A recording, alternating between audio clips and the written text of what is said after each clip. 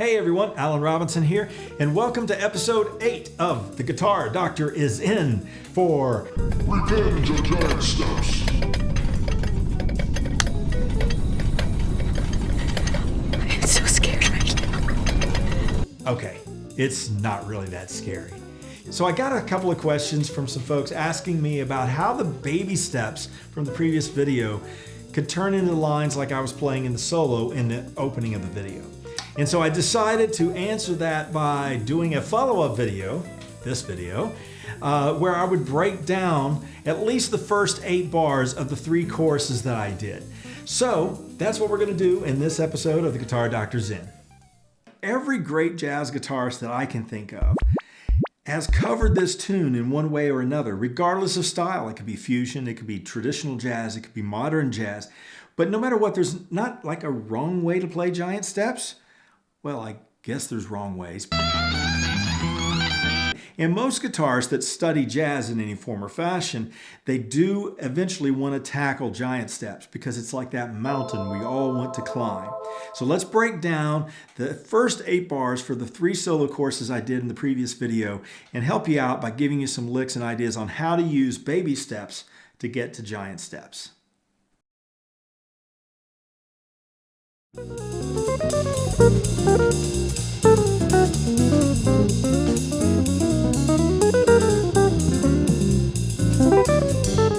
So let me play the first 8 bars of the first chorus for you slowly.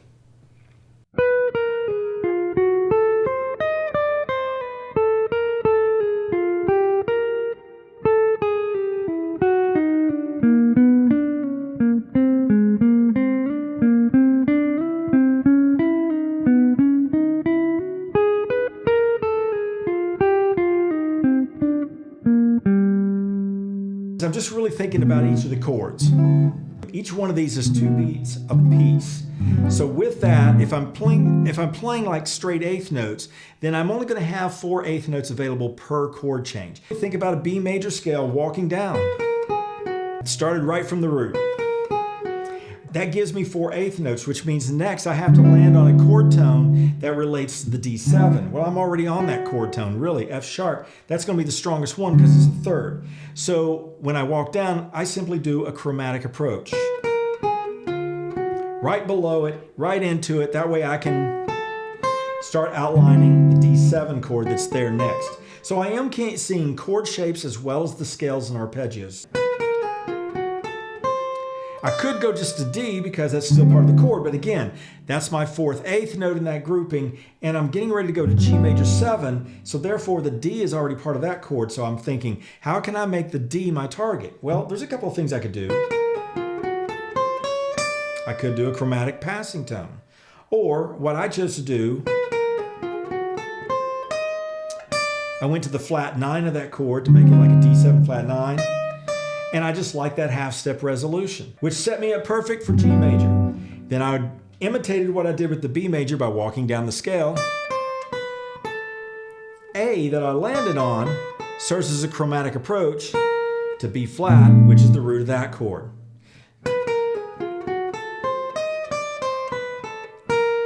Now I'm going to see the arpeggio that outlines B flat 7, and I'm going to put a chromatic passing tone in. And I'm back to my E flat major chord. Outlining of 2, 5, 1 back to G to start the next cycle. And so I do a sequence of that lick. So the lick that I'm referring to is this one. In that, I'm seeing A minor 7. And I decide I'm just going to outline that chord again. So I'm starting from the root, and I'm going to pass through chromatically to the flat 7 and to the 5th. And that takes care of the A minor chord. I pop back over to F sharp to get the chord tone for D. Now let me just talk about this for a second, because I think this is really cool. I've already got something cool with the chromatic passing tone. But the minute that G moves down to E and comes back up to F sharp, I've also incorporated an enclosure. So these 2 elements are overlapping each other. Chromatic passing tone with an enclosure to the 3rd of the D7 chord. So that really gives it the flavor that I want. That kind of brings in this traditional jazz or bebop kind of sound. Then I'm going to see the D7 chord if I'm outlining it like this. Then I'm going to do some more chromatic approaches. Since I've already used the flat 9 to the root of D before, I'll do it again. You could have used the natural 9, just so you know. There's my arpeggio, which sets me up to land on the 3rd of G, which is B. But instead of me actually completing the arpeggio down to the C, I did a chromatic approach from below. So you could opt to do either way, or with the natural 9. Your choice. I just happen to like this one. So now I have the full lick, which when I landed on B, I simply moved up to the 5th of the G major 7.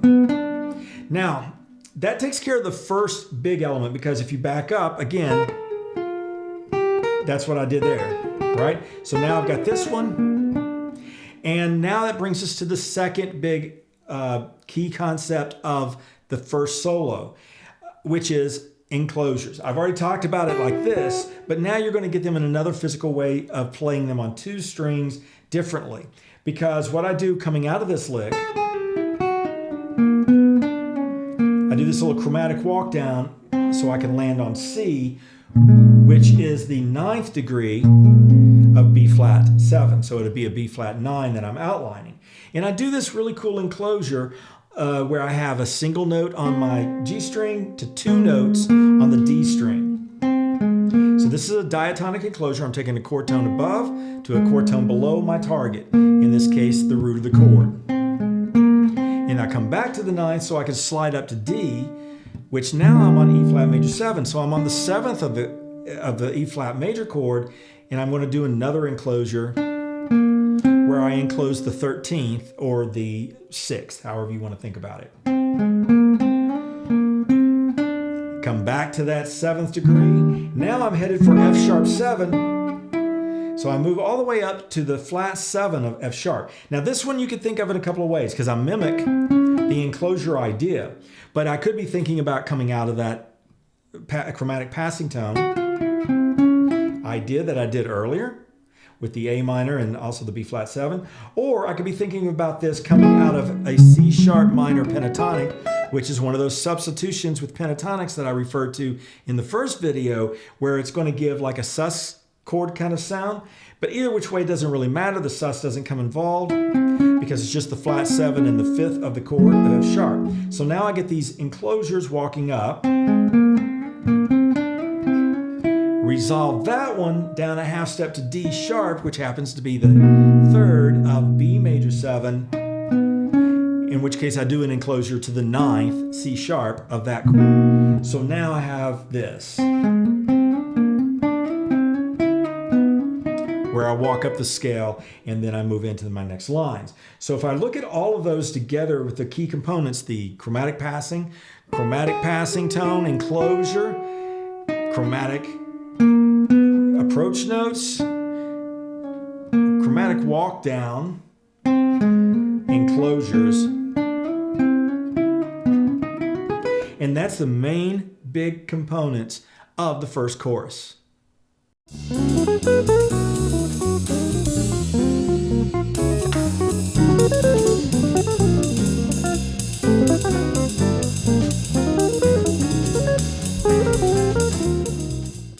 Now I'll play the first 8 bars of the second chorus for you slow as well.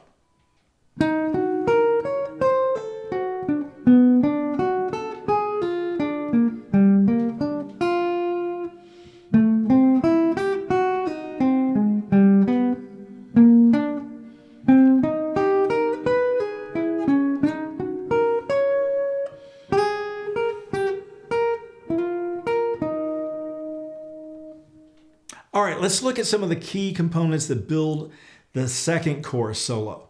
It's a little simpler in one way, just because it's really refined to one key concept, which is an isolation exercise. And the isolation exercise actually involves strings 2, 3, and 4. And what I do with this exercise is I use 7th chord arpeggios, and I can only play them on this string set. And as a matter of fact, they're all in root position. I can use the 7th chords as substitution chords for another chord. So for example, if I have a B major 7, I can opt to use a D sharp minor 7, which is based off the 3rd of that chord, or a G sharp minor 7, which is based off the relative minor of that chord.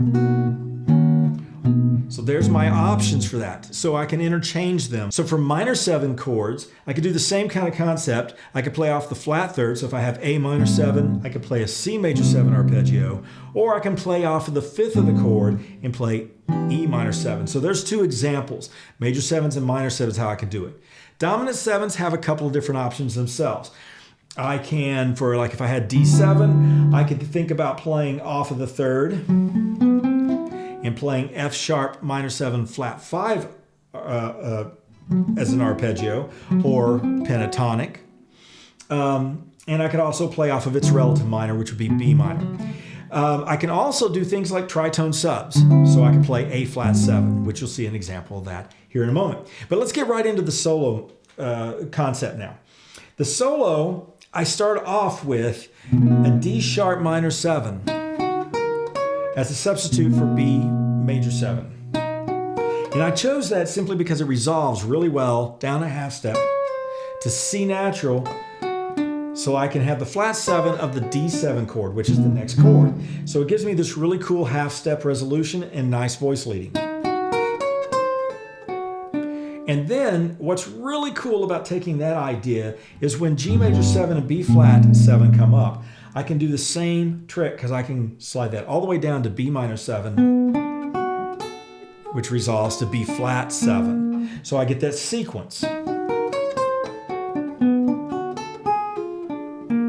I do that 3 times.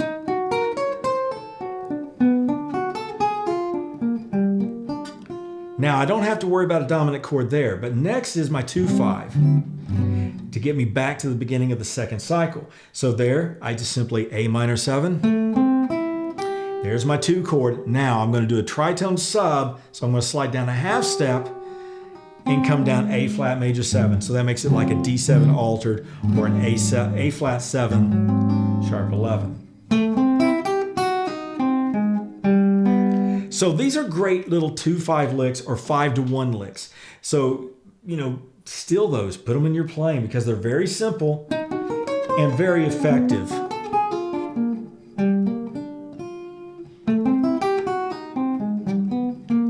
And so then I just walk it up, cut those a little bit short, and then I get for E flat, because now that's where I'm at, relative minor, C minor. A substitute for F sharp 7 up the 5th, so C sharp minor 7, but that's a half step. And I'm back to D sharp minor 7, back on the B major 7.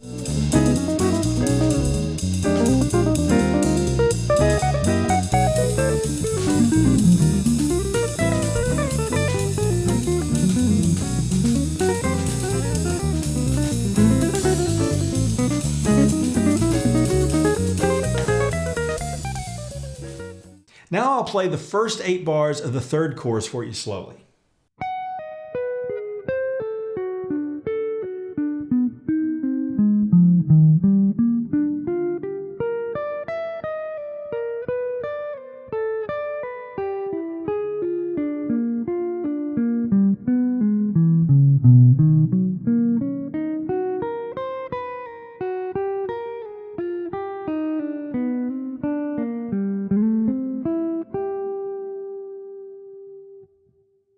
Really, this comes from a basic exercise that I like to work on myself and share with students, where I will play 7th chord arpeggios diatonically up a string set for a linear movement and across the fretboard in intervals of fourths, because they just lay so well on the fretboard. So for example, if I were playing B major 7,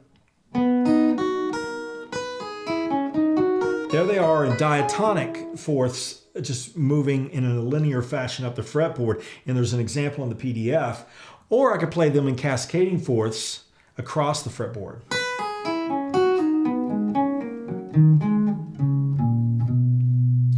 Okay, so they're really kind of cool, but in the opening of the third chorus solo, I do that cascading idea, but I match them up to the chords. And the thing that I think is really cool about this particular lick is not just the sound, which I attribute to like a waterfall, but the movement of the hand, because here's the lick.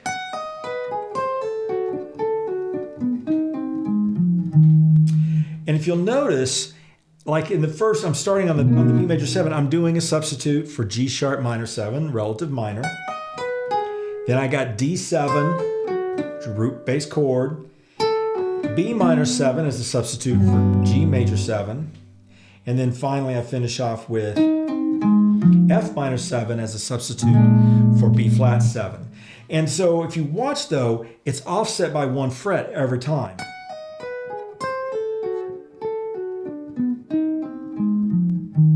And so I just think it's a cool move. It's a great technical exercise to do, and it just really sounds cool in my opinion. Now, once I get down to the E flat, this is another thing I like to do, which I refer to these as modal arpeggios, but really if you break down what my modal arpeggio is, it's really 3 sets of triads based off of the 7th root, the 7th, and the 5th of a chord. And this is true for any diatonic chord. I've got several different exercises that I do for these, but basically I'm seeing triads based off of those notes, the diatonic triad. So I would see E flat major triad. Here I might be seeing a D diminished triad, but I do realize that that note A flat clashes with the E flat major 7. It's really an avoid note. So I just I manipulate that down to G natural, which is the 3rd. So I kind of get this almost pentatonic shape here in the middle. And then the 5th degree, so don't forget it's based off of the root, 7th, and the 5th of the chord. The 5th would be a B flat major. So that's the next lick. But you could also use this little hack. It's really playing a G minor 7 over top of the E flat. But I don't finish it off with that F at the top, mainly because I run out of beats. Remember, the harmonic rhythm is important. So I've got 1 and 2 and 3 and 4 and then I land on E, because that's the 5th of my 2/5, and then I do this little familiar lick that we've talked about this entire video. So that opening statement.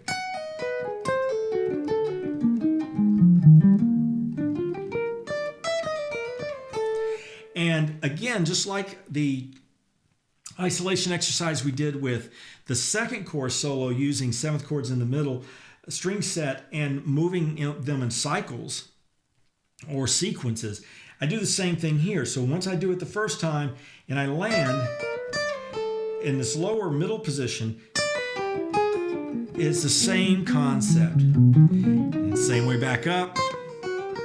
And then I sequence that, and it goes back into some other little 2/5 runs. I'll include that in the collection of PDFs on my website.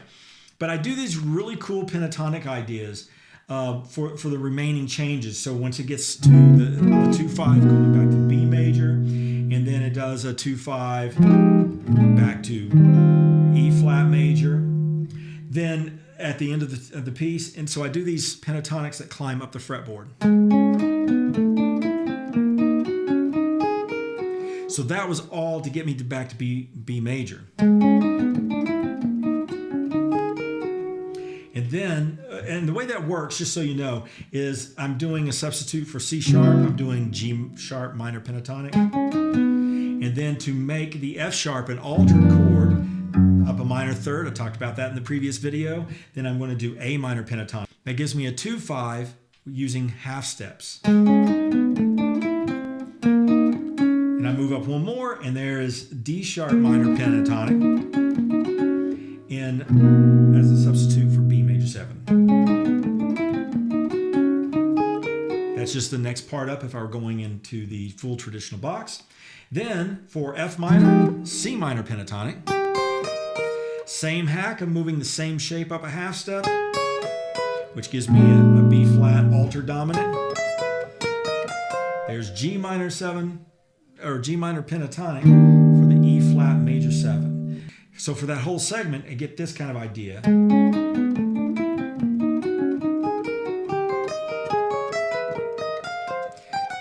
And it does Old Faithful again. So there you go. There's no revenge of giant steps. It still doesn't have to be that scary. If you use the baby steps, you will grow very quickly. It just takes a little bit of time and effort. So I hope it was helpful for me to share with you the way I was thinking about my improvisational lines. Hey, if you like what you're getting on this channel, please like and subscribe to the video and the channel, and also hit that bell icon. That way you get notifications every time I put out a new video. So thanks for being with me in this episode. And now, go practice.